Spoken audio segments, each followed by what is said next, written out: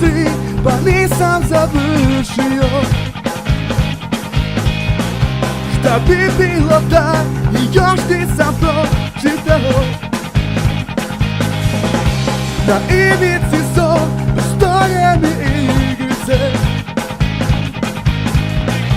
da ih ne igram, smisla ne bi imale.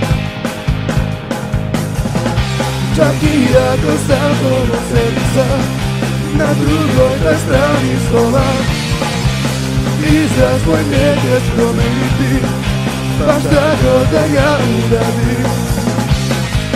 Iako ti tu blizu si, vremena dolazi.